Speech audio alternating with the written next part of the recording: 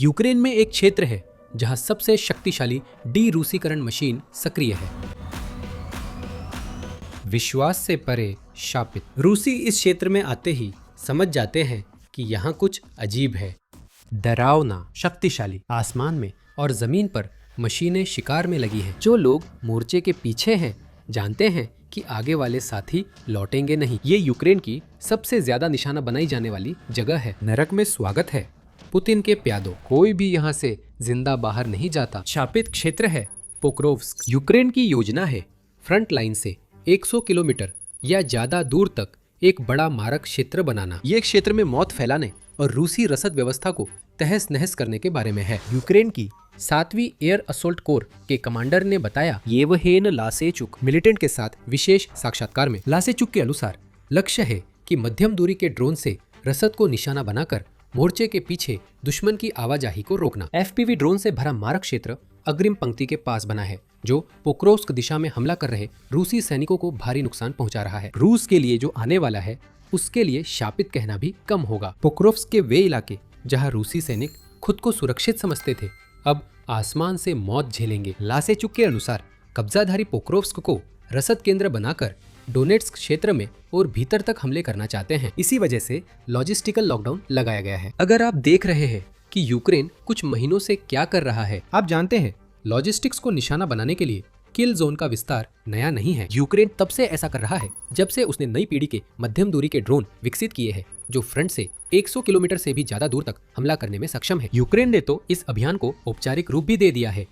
27 मई को यूक्रेन के रक्षा मंत्रालय ने अपने लॉजिस्टिक्स लॉकडाउन प्रोग्राम की शुरुआत की घोषणा की। इसके तहत यूक्रेन फ्रंट पर यूनिट्स के लिए मध्यम दूरी के हमलावर ड्रोन खरीदने में $110 मिलियन से अधिक निवेश करेगा। ई पॉइंट सिस्टम का उपयोग करते हुए फंडिंग सबसे अच्छा प्रदर्शन करने वाली ब्रिगेड्स को दी जाएगी जिससे वे अपनी सफलता को और मजबूत कर सकेंगी और मध्यम दूरी के हमलों के जरिए रूसी रसद को और नुकसान पहुंचा सकेंगी। यही व्यापक योजना है। पोक्रोव्स्क में लासेचुक स्पष्ट रूप से इस कार्यक्रम का लाभ उठाने का इरादा रखते हैं ताकि एक विशाल मारक क्षेत्र बनाया जा सके जो शहर को रूस के लिए रसद केंद्र के रूप में इस्तेमाल करना मुश्किल बना दे। लासेचुक उसी से प्रेरित होंगे जो लॉजिस्टिक्स लॉकडाउन ने कब्जे वाले क्रीमिया के खिलाफ हासिल किया।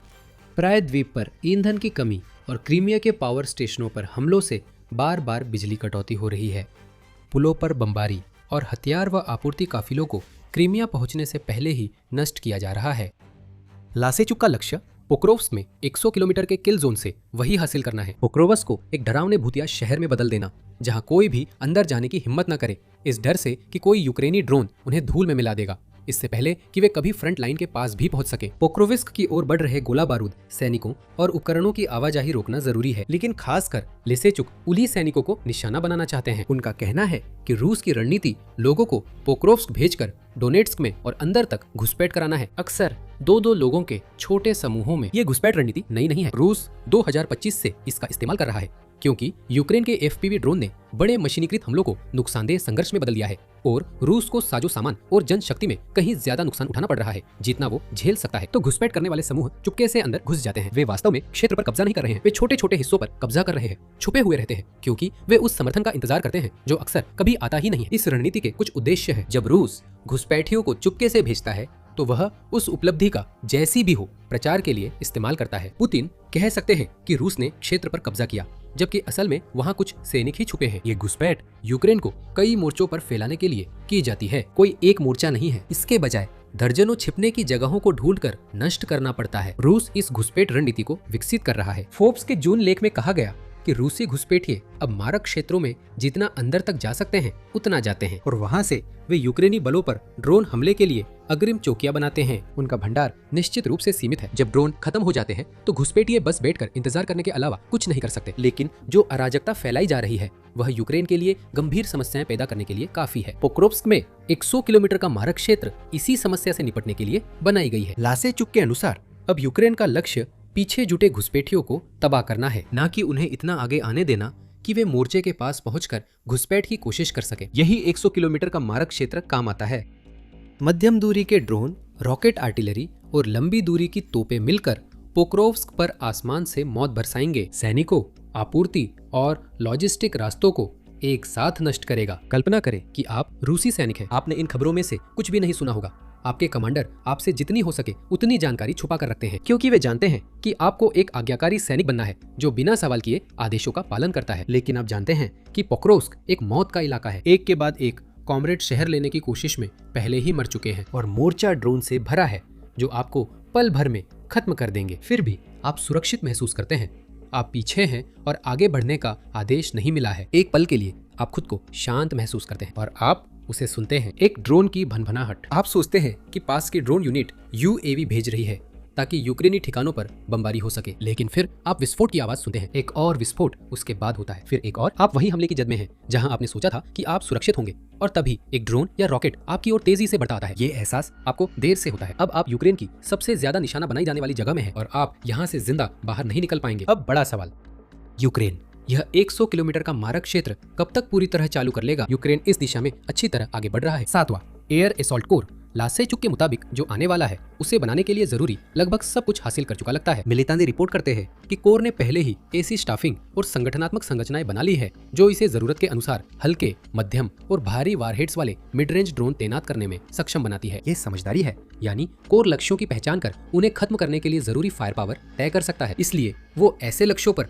ज्यादा ताकतवर ड्रोन बर्बाद नहीं करेगा जिन्हें कुछ किलो विस्फोटकों से नष्ट किया जा सकता है। 7 जुलाई को खबर आई कि कोर को FP2 ड्रोन का एक भंडार मिल गया था और वह पहले से ही पोक्रोव्स्क दिशा में कब्जाधारियों पर सफल हमले करने के लिए उनका इस्तेमाल कर रहा था। ऐसे ही ड्रोन की जरूरत है ताकि उस मारक क्षेत्र का पैमाना बनाया जा सके जिसके आने की बात लासेचुक कह रहे हैं। मई के अपग्रेड के बाद ये 200 किलोग्राम वारहेड ले सकते हैं। ये ड्रोन फायर पॉइंट द्वारा बनाए गए हैं और भारी पेलोड के साथ 370 किलोमीटर तक जा सकते हैं। हम मानते हैं कि ये वही ड्रोन है जिनका 7वीं एयर असॉल्ट कोर मोर्चे के काफी पीछे मौजूद किलेबंद लक्ष्यों को नष्ट करने में इस्तेमाल करेगी। संभावना है कि अन्य मिड रेंज स्ट्राइक ड्रोन भी कोर के शस्त्रागार में जोड़े जाएंगे या शायद पहले ही पहुंच चुके हैं, पर उनका प्रचार नहीं हुआ। मुख्य बात यह है कि 7वीं असॉल्ट कोर के पास मिड रेंज स्ट्राइक ड्रोन पहले से है। 100 किलोमीटर की किल जोन पहले से ही सक्रिय है। ये अभी उतना व्यापक नहीं है जितना लासेचुक कहते हैं कि ये हो जाएगा। यही है जो पोक्रोव्स्क क्षेत्र में कब्जाधारियों के साथ होगा। यूक्रेन एक बहुस्तरीय किल जोन संरचना बना रहा है जिससे रूस के लिए पोक्रोव्स्क को लॉजिस्टिक हब बनाना या मोर्चे पर बढ़ना मुश्किल होगा। सबसे पहले वह प्रकार का किल जोन है जिससे अब तक ज्यादातर लोग परिचित हो चुके हैं। मोर्चे से करीब 30 किलोमीटर तक फैला यह किल जोन FPV ड्रोन से भरा है। साथ ही अन्य रक्षा व्यवस्थाएं भी है जो रूसी सैनिकों की गति को धीमा करने के लिए बनाई गई है। एंटी टैंक खाइयां, कांटेदार तार, बारूदी सुरंगें और ड्रैगन के दांत पारंपरिक किल जोन की रक्षा व्यवस्था का हिस्सा हैं। सीधे आगे बढ़ने की कोशिश कर रहे रूसी सैनिकों को मारने के अलावा रक्षा व्यवस्थाएं सैनिकों को ऐसे रास्तों पर ले जा सकती है जो उन्हें जाल में फंसा दे। इस तरह के किल जोन पोक्रोव्स्क में बने रहेंगे। वे बस नए किल जोन से जुड़ जाएंगे जो फ्रंट से लगभग 30 से 100 किलोमीटर दूर होगा, जहां मध्यम दूरी के ड्रोन नुकसान करते हैं। यही FP2 जैसे ड्रोन काम आते हैं। वे लॉजिस्टिक्स, कमांड पोस्ट, सैनिकों के जमावड़ों और अन्य लक्ष्यों पर हमला करेंगे। इसका नतीजा यह होगा कि मोर्चे पर हमले कमजोर पड़ जाएंगे। 30 किलोमीटर की किल जोन की परत अभी भी वही करेगी जो उसका नाम बताता है, लेकिन उसे घुसपैठियों से कम दबाव का सामना करना पड़ेगा। रक्षात्मक मोर्चे अधिक समय टिकेंगे और यूक्रेनी सैनिक अपनी स्थिति बनाए रख सकते हैं क्योंकि कम सैनिक ही वहां पहुंच पा रहे हैं। रूस के लिए यह विस्तारित किल जोन एक ही बात दर्शाता है, बहुत बड़ी संख्या में हताहत होंगे। अभी पोक्रोव्स्क या डोनेट्स्क के व्यापक क्षेत्र में रूस को सबसे कम इसी चीज की जरूरत है। रूस हर दिन 1000 से भी ज्यादा सैनिक खो रहा है और अक्सर 1500 से भी ज्यादा। उस समय रूस ने मौत या चोट से 1600 सैनिक खोए थे। डोनेट्स्क में आगे बढ़ने की मुहिम भी खराब चल रही है। 100 किलोमीटर पोक्रोव्स्क का किल जोन बनने से पहले ही रूस को डोनेट्स्क में हर वर्ग किलोमीटर क्षेत्र हासिल करने पर 400 से अधिक सैनिकों की जान गंवानी पड़ रही है। यूक्रेन के निवर्तमान सेना प्रमुख के अनुसार ओलेक्सांडर सिरस्की जैसा RBC यूक्रेन ने 14 जुलाई को बताया। नई पोक्रोव्स्क किल जोन रूस के लिए इन आंकड़ों को और भी बदतर बना देगी। लेकिन यहाँ एक बड़ा मुद्दा है जिसका हमने अभी तक सामना नहीं किया है। क्या रूस ने पहले ही पोक्रोव्स्क पर कब्जा नहीं कर लिया है? और अगर उसने कर लिया है, यूक्रेन उस क्षेत्र में किल जोन कैसे बना सकता है? हम इन सवालों के जवाब देंगे और बताएंगे कि 100 किलोमीटर का किल जोन क्या है। लेकिन उससे पहले आपको याद दिला दूं कि आप मिलिट्री शो देख रहे हैं। अगर आपको हमारे चैनल से जानकारी मिल रही है तो सब्सक्राइब करना और नोटिफिकेशन चालू करना ना भूलें ताकि हमारे वीडियो जैसे ही पब्लिश हो आपको तुरंत मिल जाए। तो पोक्रोव्स्क, रूस ने वास्तव में इस शहर पर कब्जा करने का दावा किया है और यहाँ मुख्य शब्द है दावा किया। दिसंबर में रूस ने कहा था कि उसने पोक्रोव्स्क में यूक्रेन की रक्षा पंक्तियों को तोड़ दिया है और उसने आधिकारिक रूप से इस शहर पर दावा किया है। इन दावों का समय संदिग्ध रूप से 2025 के अंत में हुई शांति वार्ता के नए दौर से मेल खाता था और जल्दी ही यह स्पष्ट हो गया कि रूस पोक्रोव्स्क के बारे में झूठ बोल रहा था ताकि उसके पास इन वार्ताओं में दबाव बनाने के लिए कुछ हो। पुतिन का मुख्य लक्ष्य डोनेट्स्क पर दावा करना है और किसी अहम शहर का गिरना उसे यह कहने का मौका देता कि डोनेट्स्क की रक्षा टूटना तय है। रूस ने दिसंबर में पोक्रोव्स्क पर कब्जा नहीं किया था, यहाँ तक कि हाल ही में 18 मई को भी यूक्रेन अभी भी शहर के उत्तरी हिस्सों में अपनी स्थिति बनाए हुए था, लेकिन उन ठिकानों को धीरे धीरे अलग थलग किया जा रहा था। यूक्रेन की स्थिति पोक्रोव्स्क में निश्चित रूप से अच्छी नहीं है, खासकर जब हम केवल उस शहर की बात कर रहे हैं जिससे इस क्षेत्र का नाम पड़ा है। लेकिन यही तो बात है, पोक्रोव्स्क सिर्फ शहर तक ही सीमित नहीं है, ये पूरे उस क्षेत्र को दर्शाता है जिसे रूस को डोनेट्स्क में अपनी महत्वाकांक्षाओं को आगे बढ़ाने के लिए अभी भी पार करना है। पोक्रोव्स्क में लड़ाई जारी है, जो पूरे मोर्चे पर रूस द्वारा किए जा रहे सबसे तीव्र हमलों में से कुछ का सामना कर रहा है। 20 जुलाई को मेज ने रिपोर्ट किया कि रूस ने पिछले 24 घंटों के दौरान 186 मोर्चा झड़पें शुरू की थी, जिसमें 25 हमले पोक्रोव्स्क दिशा में हुए। ये सभी हमलों का 8वां हिस्सा से भी अधिक है। एक ही क्षेत्र पर ध्यान केंद्रित करना। यूएनएन के अनुसार पोक्रोव्स्क दिशा में हमले घटकर 22 रह गए हैं। हालांकि इसमें जोड़ा गया कि 3 मुकाबले अभी भी जारी हैं। रूस ने पोक्रोव्स्क क्षेत्र की कई बस्तियों जैसे टोरेत्स्का और म्याना पर हमला किया और नोवोपाव्लिवका। हम यहाँ जो बात कह रहे हैं वो ये है कि हालांकि पोक्रोव्स्क शहर लगभग पूरी तरह से गिर चुका हो सकता है, पूरा इलाका अब भी युद्ध क्षेत्र है। रूस अब भी युद्ध क्षेत्र में वही चाले चल रहा है। 18 जुलाई की रिपोर्ट में युद्ध अध्ययन संस्थान ISW ने कहा कि रूस अपनी उपलब्धियों को बढ़ा चढ़ाकर पेश कर रहा है और ये दावा कर रहा है कि उसने उन कई बस्तियों पर कब्जा कर लिया है जिन पर उसका ठीक से कब्जा भी नहीं है, जैसा उसने दिसंबर 2025 में पोक्रोव्स्क में किया था। तो पोक्रोव्स्क में क्या हो रहा है? रूस की धीमी और थकाऊ बढ़त जारी है क्योंकि वह डोब्रोपेलिया की ओर बढ़ने के लिए इलाके में सेंध लगाने की कोशिश कर रहा है। ये क्षेत्र स्लोवियांस्क और क्रामाटोर्स्क के किलेबंद शहरों का प्रवेश द्वार बनेगा, जो उत्तर में करीब 50 किलोमीटर दूर स्थित है। इसे रोकने के लिए 100 किलोमीटर का मारक क्षेत्र बेहद जरूरी है। पोक्रोव्स्क पहले ही दलदल बन गया है, जहां रूसी सैनिक मुश्किल से आगे बढ़ रहे हैं और भारी कीमत चुका रहे हैं। पोक्रोव्स्क के विस्तारित किल जोन से यूक्रेन इन बढ़तों को और धीमा कर सकता है, जिससे उसे पहले से ही मजबूत किलेबंदी बेल्ट को और मजबूत करने के लिए ज्यादा समय मिल जाएगा। पोक्रोव्स्क में पलटवार का मौका मिड रेंज ड्रोन की तैनाती से रूसी पीछे के हिस्से की कमजोरी के कारण दिख सकता है। हम ये नहीं कह रहे हैं कि यूक्रेन शहर को फिर से अपने कब्जे में ले सकता है, लेकिन वह कुछ इलाकों को आजाद कर सकता है जिन्हें वह फिर मजबूत कर सकता है और मारक क्षेत्रों को और भी गहराई तक बढ़ाने के लिए इस्तेमाल कर सकता है। यूक्रेन को एक और बात भी ध्यान रखनी होगी। न्यू वॉइस ऑफ यूक्रेन की 6 जुलाई की रिपोर्ट के अनुसार रूस पोक्रोव्स्क को अपने उत्तरी सैनिक समूह के लिए कमांड और लॉजिस्टिक्स हब बनाना चाहता है। फिर से किलेबंदी बेल्ट का जिक्र हुआ, खासकर क्रामाटोर्स्क और स्लोवियांस्क शहरों का। इसे संभव बनाने के लिए 7वें एयर असॉल्ट कोर के एक सूत्र ने उस आउटलेट को बताया, रूसी जो सबसे ज्यादा कर रहे हैं वो ये है कि वे जितने हो सके उतने बल और संसाधन पोक्रोव्स्क में खींचने की कोशिश कर रहे हैं उस समय हो रहे हमलों की धीमी गति के बीच। अधिकारी ने आगे कहा, दुश्मन पोक्रोव्स्क में अपने सैनिक समूह का मुख्यालय बनाना चाहता है। एक तरह से यह तर्क संगत लगता है।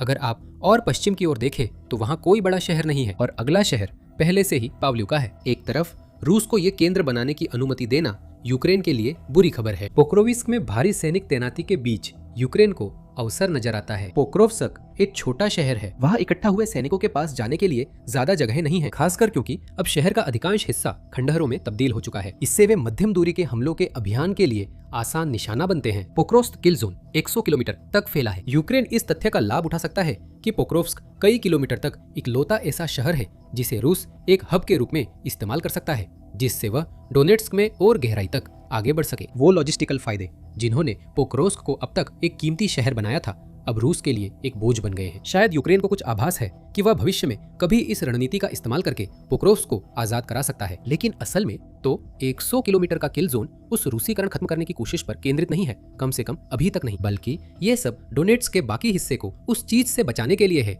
जो रूस हासिल करने की कोशिश कर रहा है। धीमी प्रगति और भारी हताहतों के बावजूद पुतिन डोनेट्स्क पर कब्जा करने की कोशिश जारी रखेंगे। उन्हें लगता है रूस यहाँ जीत रहा है। 4 जून के दावों के अनुसार डोनेट्स्क में यूक्रेन के कब्जे वाले क्षेत्र की हिस्सेदारी 25% से घटकर 15% हो गई है। फिर से यह बढ़ा चढ़ाकर पेश किया गया है और यह बस्तियों पर कब्जा करने के झूठे दावों और रूस की उस प्रवृत्ति पर आधारित है जिसमें वह ऐसे व्यवहार करता है जैसे उसने किसी क्षेत्र पर कब्जा कर लिया हो, जैसे ही उसकी घुसपैठ इकाई वहां प्रवेश करती है। फिर भी जब तक पुतिन को लगता है कि रूस डोनेट्स्क में जीत रहा है, तब तक कोई शांति वार्ता नहीं होगी। ब्लूमबर्ग ने 22 जुलाई को रिपोर्ट किया कि क्रेमलिन के करीबी 2 लोगों ने बताया पुतिन तब तक फिर से शांति वार्ता में शामिल नहीं होंगे जब तक डोनेट्स्क रूसी नियंत्रण में नहीं आ जाता। इस जानकारी से यूक्रेन का काम आसान है, रूस को डोनेट्स्क पर कब्जा करने से रोकना।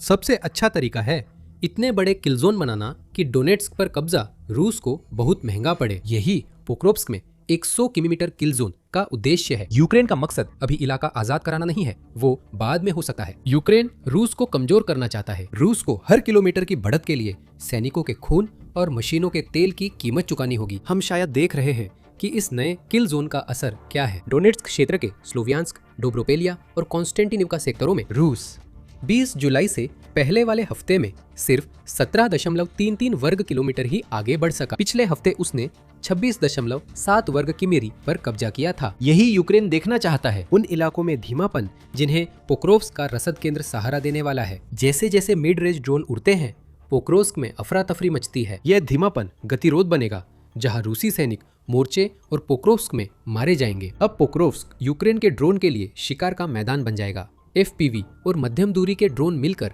एक परतदार रणनीति में उस जगह को, जिसे 2025 में रूस की सबसे बड़ी फर्जी जीत का स्थल माना जाना था, पुतिन के किसी भी सैनिक के लिए अभिशप्त क्षेत्र बना देंगे। और कौन जानता है, हम यूक्रेन को पोक्रोव्स्क में बड़े लक्ष्यों को तबाह करते हुए देख सकते हैं, जैसे वह डोनेट्स्क के अन्य हिस्सों में कर रहा है। बस एक हफ्ते पहले लासेचुक ने खुलासा किया, यूक्रेन ने ऑपरेशन हेल शुरू किया। डोनेट्स्क में रूस के लॉजिस्टिकल नेटवर्क के एक छिपे लक्ष्य को खत्म किया।